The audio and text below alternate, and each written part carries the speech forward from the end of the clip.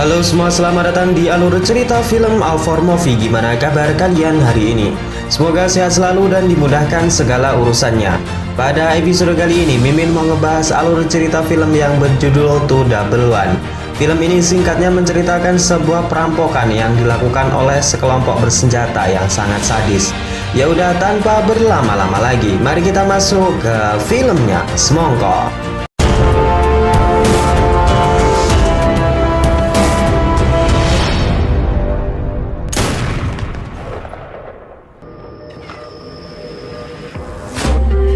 Berlatar di Afghanistan, film dibuka dengan memperlihatkan dua orang sejoli yang sedang melakukan pencucian uang. Si wanita adalah Natalie, sedangkan bosnya bernama Donovan. Selesai mentransfer uang sejumlah jutaan dolar, Natalie dan Donovan berniat kembali ke Amerika. It's done, Mr. Donovan. The money is secure. Beberapa pasukan pengawal anak buah Donovan telah bersiap mengawal bosnya keluar dari Afghanistan dengan keamanan yang sangat ketat. Namun belum saja mereka masuk mobil, sebuah serangan RPG sukses membuat satu mobil pengawal Donovan meledak.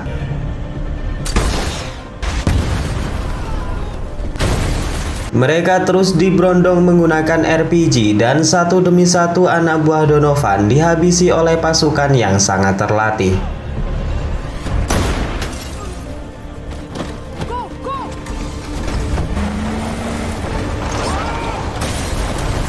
Natalie yang selamat berusaha kabur dan membawa seluruh barang bukti. Namun naasnya ia ditembak oleh pasukan terlatih dan tewas saat itu juga. Setelah kejadian tersebut barulah kita mengetahui jika pasukan terlatih ini berjumlah 4 orang, di mana dulunya adalah mantan anak buah Donovan itu sendiri. Maksud kedatangan mereka adalah untuk menagih janji bayaran kepada Donovan. Setelah ditembak di bagian kaki, Donovan baru mengaku jika uang yang mereka maksud telah disimpan di sebuah bank Amerika. Setelah mengetahui di mana uang tersebut berada, Donovan langsung dihabisi saat itu juga. Scene selanjutnya kita diperlihatkan pusat keramaian di kota Kabul. Di sana seorang bercadar merah tengah melakukan transaksi menjual barang-barang antik kepada seorang penadah. Setelah transaksi itu dilakukan, mereka dikejutkan dengan pasukan keamanan yang langsung menangkap mereka berdua. Setelah di mobil kita akan diberitahu jika wanita tadi adalah seorang intelijen mata-mata yang sedang menangani kasus penyelundupan barang-barang antik di kota Kabul. Wanita ini bernama Rosie, dan di siang itu jugalah ia mendapatkan panggilan untuk mendatangi TKP di mana Donovan dan Natalie terbunuh. Setelah sampai di TKP, Rosie langsung men-scan wajah Natalie yang terungkap jika dia adalah tersangka pencucian uang, penjualan senjata ilegal, dan juga obat-obat terlarang. Sedangkan Donovan sendiri adalah CEO perusahaan imbas perang dan penjualan anak di bawah umur yang mendapatkan keuntungan 200 juta dolar per tahun dari usaha kotornya tersebut. Dari analisis sementara, Rosie mengatakan jika orang di balik pembunuhan ini adalah 4 orang mantan pasukan khusus yang dulunya bekerja dengan Donovan, dan mereka juga menjadi buronan pemerintah lantaran telah membunuh salah seorang intelijen Amerika. Scene selanjutnya kita akan diperlihatkan seorang polisi yang bernama Mike Candler tengah melakukan tugasnya berpatroli mengawasi setiap lini kota yang akhir-akhir ini banyak terjadi kasus perampokan dan pemerkosaan serta pembunuhan yang diakibatkan jual beli senjata ilegal di Amerika. Di waktu yang sama kita diperlihatkan dengan seorang wanita cantik yang terungkap dia adalah putri Mike yang bernama Lisa. Di pagi itu ia sangat bahagia di mana ternyata buah manis pernikahannya dengan Steve membuahkan hasil karena mereka akan dikaruniai anak pertama. Steve yang mendengar berita tersebut sangat bahagia dan ia pun segera memeluk istrinya tercinta. Scene selanjutnya kita akan diperlihatkan sebuah WC di sekolah di mana seorang murid yang bernama Kenny tengah dibully oleh kakak tingkatnya. Karena sudah tak tahan lagi mendapat bulian setiap hari, Kenny pun membalas perlakuan kakak tingkatnya dengan memukulnya sampai pingsan. Kenny, stop. Get back here. Di waktu yang sama, Rosie yang sudah sampai di Amerika terlihat tengah mendatangi toko senjata yang dimiliki oleh seorang pria yang bernama Fish. Diketahui bahwa Fish ini adalah teman dekat dari keempat tersangka yang telah menjadi buronan CIA. Rosie mengancam kepada Fish jika terbukti senjata yang mereka gunakan berasal dari toko ini, maka otomatis Fish juga dinyatakan sebagai seorang tersangka. Fish yang sudah tidak ada pilihan kemudian memberikan sebuah alamat yang disinyalir menjadi persembunyian bagi keempat buronan tersebut. Buntut dari keributan yang dilakukan oleh Kenny berakibat orang tuanya dipanggil menghadap kepala sekolah.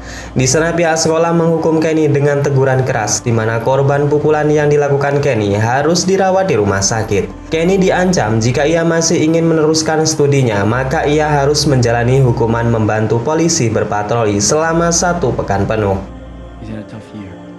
Scene selanjutnya kita akan diberitahu jika Mike adalah seorang polisi yang sangat disiplin menjalani tugasnya. Namun kendati demikian, ia sangat dibenci oleh putrinya sendiri yaitu Lisa. Hal ini disebabkan karena kekecewaan Lisa terhadap Mike yang selalu sibuk dengan dunia polisi sampai-sampai mengabaikan kesehatan ibunya dan berakibat ibunya meninggal dunia. Dan terlihat di pagi itu Mike kembali bertugas dengan Steve yang tak lain dan tak bukan adalah menantunya sendiri.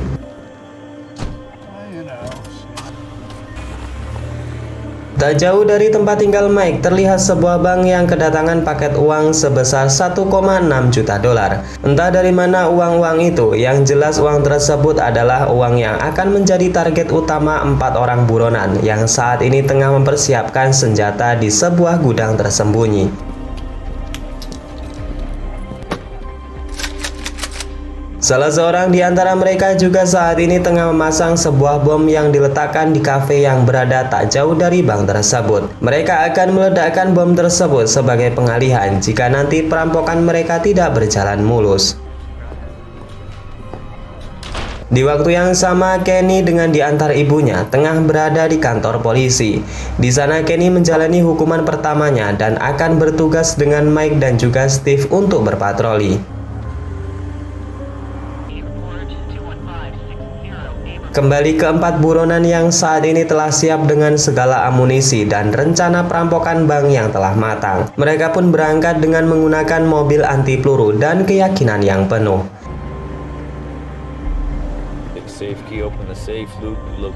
Scene kembali menunjukkan Mike yang mendapatkan laporan untuk menangkap seorang pencuri. Di sana Mike dengan tegas menyuruh orang tersebut menyerah dan mereka pun menangkap perampok abal-abal tersebut. Di lain sisi, Rosie yang sudah mendapatkan titik lokasi persembunyian keempat buronan terlihat tengah mendatangi gudang persembunyian mereka yang baru saja ditinggalkan. Di sana Rosie telah terlambat dan hanya menemukan petunjuk berupa sobekan kertas label dari bahan peledak yang bernama C4. Di waktu yang sama, keempat buronan kini telah sampai di bank, di mana diantaranya langsung masuk menjara semua pegawai, sedangkan 1 orang buronan berjaga di mobil untuk mengawasi keadaan di luar bank. Para perampok tersebut kemudian menyuruh semua pegawai bank mengumpulkan seluruh telepon mereka dan mengancam agar jangan menelpon polisi atau mereka semua akan dibunuh. Di lain sisi, Mike dan juga Steve berhenti di sebuah kafe yang tak jauh dari bank untuk membeli kopi. Di saat Steve sedang membeli kopi, terjadi perbincangan di antara Mike dan juga Kenny. Di sana Kenny mengatakan jika ia tidak memukul tanpa sebab, ia hanya membela diri karena sudah tak tahan mendapatkan bulian setiap hari. Selesai membeli kopi, Mike dan juga Steve mencurigai sebuah mobil hitam yang tengah mencurigakan terparkir di depan bank. Mereka pun bergegas untuk mencari tahu kenapa orang tersebut berhenti di sana, sedangkan itu bukan tempat parkir. Karena melihat polisi yang tengah mendekat, perampok yang berjaga di mobil merasa mendapat ancaman. Ia pun meledakkan bom yang sudah dipasang di kafe untuk mengalihkan perhatian Mike dan juga Steve.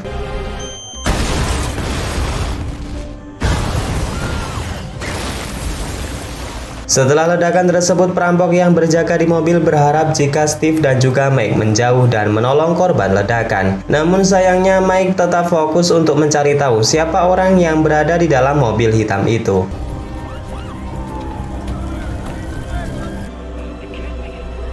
Pasca ledakan yang berada di kafe, para polisi kota langsung dikerahkan untuk mengamankan lokasi tersebut. Sedangkan ibu Kenny yang menjadi kepala rumah sakit segera mempersiapkan timnya untuk menangani para korban. Di waktu yang sama, Rosie yang mendapatkan laporan adanya ledakan segera pergi ke TKP, di mana ia menduga jika pelaku peledakan adalah keempat buronan yang sedang ia kejar. Perampok yang berjaga di mobil yang tahu jika Mike masih tak mau pergi segera mempersiapkan senjatanya. Ia pun menyerang Mike dengan sangat membabi buta. Mendapatkan serangan, Mike pun segera menjauh dan meminta bantuan kepada polisi yang saat ini berada di tempat lokasi ledakan bom. Namun sayangnya nih guys, Steve yang terjebak di dalam mobil lantaran sabuk pengamannya terkunci. Beruntungnya Mike dapat memberikan perlawanan untuk sedikit mengulur waktu agar Steve bisa keluar dari mobil. Setelah berhasil keluar dari mobil, Steve dan Mike pun bekerja sama untuk melumpuhkan perampok tersebut.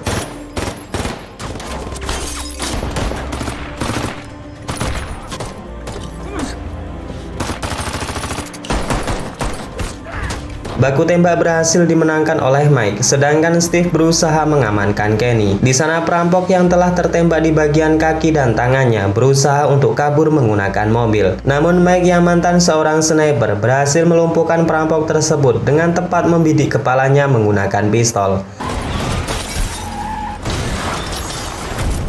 Namun naasnya, Steve yang tadi terkena tembakan di bagian kaki mengalami pendarahan hebat. Di sana Kenny langsung membantu Steve untuk menekan luka tembakan agar Steve tidak kehilangan lebih banyak darah. Selain itu, keadaan di rumah sakit di mana ibu Kenny bekerja disibukkan dengan datangnya korban ledakan bom yang sangat banyak. Rosie yang juga telah sampai di rumah sakit segera menanyakan kepada salah seorang korban yang selamat dengan menunjukkan foto salah satu pelaku dari 4 perampok. Dan benar saja, pelayan kafe tersebut mengatakan jika salah satu di antara mereka selalu datang ke kafe setiap pagi.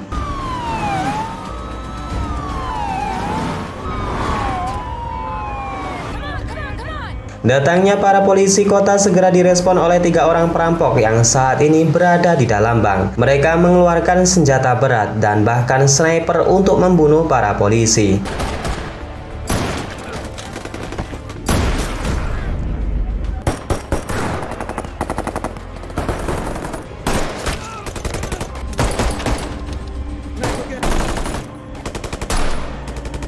Lisa yang berada di dalam rumah tengah melihat berita perampokan yang disiarkan langsung melalui TV nasional.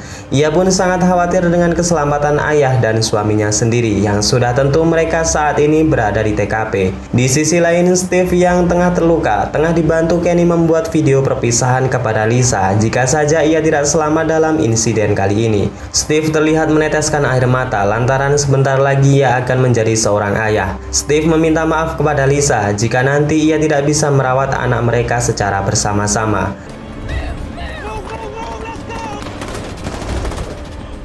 Setelah polisi bantuan datang maju, Mike dan polisi lain segera membawa Steve untuk keluar ke area tersebut.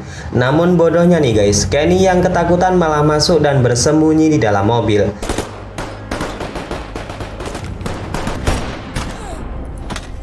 Steve yang sedang sekarat segera dibawa oleh ambulan ke rumah sakit. Namun Mike yang saat ini bersama rekan-rekannya merasa bingung karena Kenny tiba-tiba menghilang. Lisa yang saat ini di rumah menelpon ayahnya. Mike dengan terpaksa meminta maaf kepada Lisa dan mengatakan jika Steve tengah dibawa ke rumah sakit karena mengalami tembakan di bagian pahanya. I'm sorry. Lisa pun segera mendatangi rumah sakit dan menyaksikan suaminya yang tengah dioperasi. Di sana Lisa juga bertemu dengan temannya yang seorang polwan tengah dalam keadaan sekarat. Jacobs, is my dad still clean? Kenny yang berada di dalam mobil menemukan sebuah baterai yang kemudian ia gunakan untuk mengecas HP-nya. Setelah HP menyala, Kenny pun menelpon ibunya dan mengatakan jika ia saat ini tengah bersembunyi di dalam mobil. Ibu Kenny yang sedang sibuk mengoperasi korban ledakan mengatakan kepada anaknya agar tetap tenang sampai bantuan datang. Rosie yang telah sampai di TKP mencoba bertanya kepada Mike bagaimana situasinya saat itu. Mike mengatakan jika kejadian tersebut berlangsung sangat cepat. Ia juga menyayangkan kedatangan polisi yang terbilang lelet sehingga mengakibatkan menantunya tertembak. Ia pun meluapkan emosinya dengan membantak sang komandan dan rekan-rekannya sendiri. We're outgunned, Chandler. And my son! Rosie yang menemui Kapten SWAT mengatakan jika mereka harus berhati-hati dengan para perampok ini. Rosie mengatakan jika mereka adalah pasukan khusus tentara bayaran yang sebelumnya berhasil menghabisi anak buah Donovan yang berjumlah lebih dari 30 tentara. Scene selanjutnya kita akan dibawa masuk ke dalam bank di mana kita bisa melihat dengan santuinya 3 perampok ini. Mereka sudah biasa menghadapi kondisi seperti ini dan mereka sudah sangat terlatih apalagi untuk melawan para polisi yang banyak tidur. Untuk memberi asupan adrenalin, ketua rampok yang bernama John kemudian dengan tanpa alasan apapun menghabisi direktur bank dengan menembak tepat di kepalanya. Sampai larut malam Kenny belum juga ditemukan. Merasa dia adalah tanggung jawabnya, Mike pun dibantu dengan rekannya berusaha mendekat dan mencari di mana Kenny berada.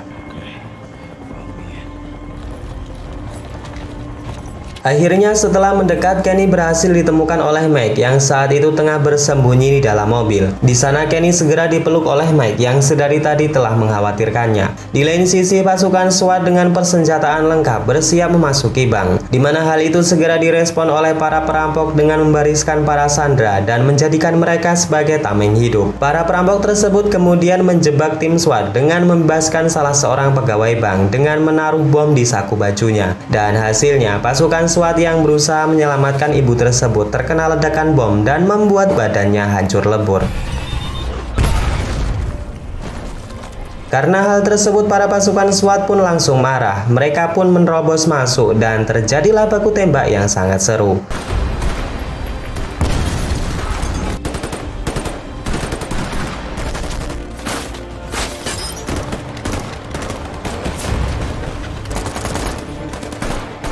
Banyak korban berjatuhan dari sisi pasukan SWAT, namun 2 rampok berhasil dilumpuhkan dengan ditembak mati. Sedangkan John pemimpin rampok berhasil kabur dengan membawa tas berisikan uang. Mike yang saat itu bersama Kenny dan rekannya dikejutkan dengan kedatangan John dan terjadilah baku tembak antar mereka. Sayangnya dalam insiden tersebut Mike tertembak di bagian kaki, sedangkan temannya telah berpindah alam. John yang menyadari hal itu dengan pede langsung maju untuk membunuh Mike, namun tiba-tiba di dalam mobil ambulan Mike segera mendapat penanganan medis. Tak lama berselang Lisa mendatangi ayahnya dan kemudian memeluknya dengan bercucuran air mata. Ia sangat berterima kasih kepada ayahnya karena jika bukan karena ayahnya mungkin saja ia sudah menjadi janda. Dan kemudian film ini pun selesai. Oke, segitu aja guys alur cerita pada episode kali ini. Semoga kalian suka dan dapat mengisi waktu kosong kalian. Saya Najah undur diri. Wassalamualaikum warahmatullahi wabarakatuh.